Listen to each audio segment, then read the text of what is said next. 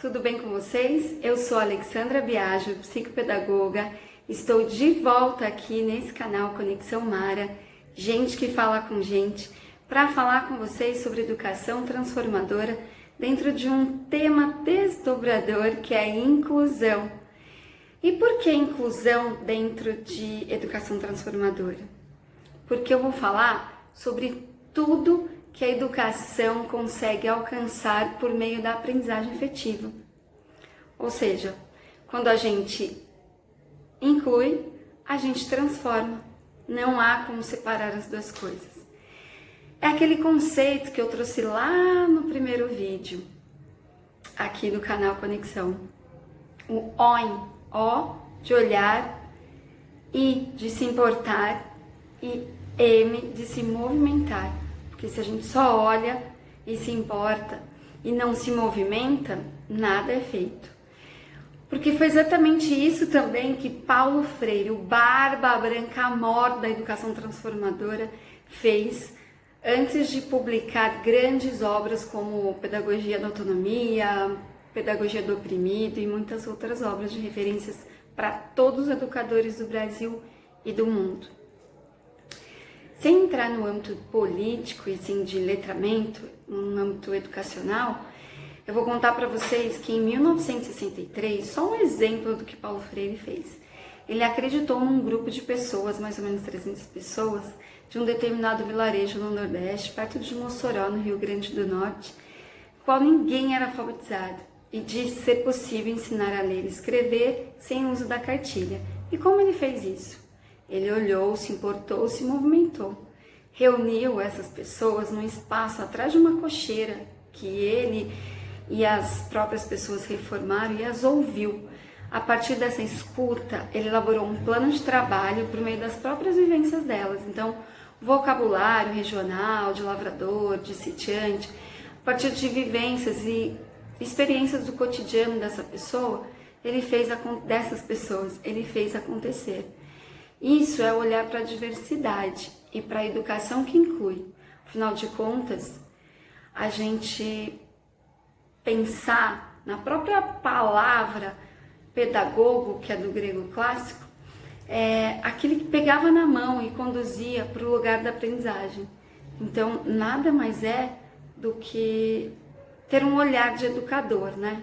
Conduzir, pegar, puxar no sentido literal da palavra. O meu despertar para a inclusão começou muito cedo, com meu irmão em casa. Ele apresentava uma lentificação ao aprender e também na fala, nas questões de linguagem. E nenhuma professora acreditava nele. Ninguém considerava a questão do tempo que ele aprendia, que era diferente. Eu via minha mãe ir por vezes na escola explicar que ele aprendia no tempo dele, principalmente nessas questões de linguagem. De consciência fonológica era um pouco mais difícil para ele, já que ele tinha uma pronúncia prejudicada na ocasião. E aí o que aconteceu? A minha mãe pediu para uma professora que acreditava nele, que já tinha dado aula para ele, ensiná-lo novamente. E com muita paciência e perseverança, ele se alfabetizou de uma forma incrível. Hoje, ele é um dos caras mais cativantes, expressivos, comunicador e o maior vendedor que eu conheço. Ele desenvolveu tal habilidade da leitura, escrita e principalmente da fala porque alguém acreditou nele.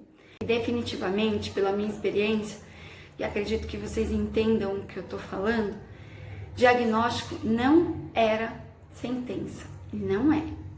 Na ocasião que eu dava aula, 90% dos alunos ainda estavam em classes especiais e pouco estavam em classes regulares. E os professores, assim como eu, mesmo com pouca capacitação, tinham um grande desafio pela frente, garantir a aprendizagem de todos. Eu me refiro à formação, à capacitação, a suporte, a tudo que envolve atender uma criança dentro de sala de aula, porque não é só ela, tínhamos muitas crianças dentro de sala de aula na ocasião. Eu entendia que não bastava só acolher, e promover a inclusão social. A troca com o outro é muito importante, mas não era só isso. E é isso que assegura a Constituição de 88, né? A educação para todos. Eu fui buscar formação para reformular a minha prática pedagógica e busquei parcerias com as famílias no processo de ensino-aprendizagem de alunos com dificuldades. Após anos em sala de aula regular, eu fui para o outro lado. Foram as classes especiais da ACD, um lugar muito especial de fato. Lá eu aprendi a importância do trabalho dos especialistas em conjunto com a equipe de professores. E lá a gente podia contar também com a equipe de voluntariados da ACD, que eram fundamentais para que tudo desse certo naquelas salas de aula. Eu estudei adaptação curricular na Unifesp, no mesmo período, em parceria com a Área Escola São Francisco, e desenvolvi 2 projetos que eu gostei muito. O primeiro foi integração e inclusão, segundo os preceitos de Mantoan, mas não é só isso. Um outro projeto que eu iniciei lá e desenvolvo até hoje no Instituto Prado, o meu lugar de coração, que eu estou até hoje atuando como psicopedagoga, é o projeto das vivências externas em museus, parques e outros lugares que tem a ver com o contexto estimulado dentro de clínica, com as habilidades trabalhadas dentro do consultório, dentro da sessão terapêutica. Mas acho que o mais incrível é mostrar para o mundo que essas crianças existem e que elas têm potenciais e capacidades. A inclusão, na minha opinião, durante todo esse tempo aí do percurso, ela é algo que a gente precisa trabalhar muito ainda. Estamos caminhando, não é algo que está pronto. Ela deve ocorrer desde cedo, assim todos aprendem a valorizar a diversidade e desenvolver desde cedo habilidades importantes para o conviver. Conviver com a diferença é um ganho para todos, de verdade. Aliás, aprender a conviver é um dos pilares da educação.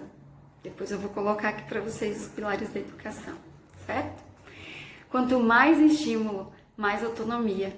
E a autonomia é um dos objetivos maiores da inclusão.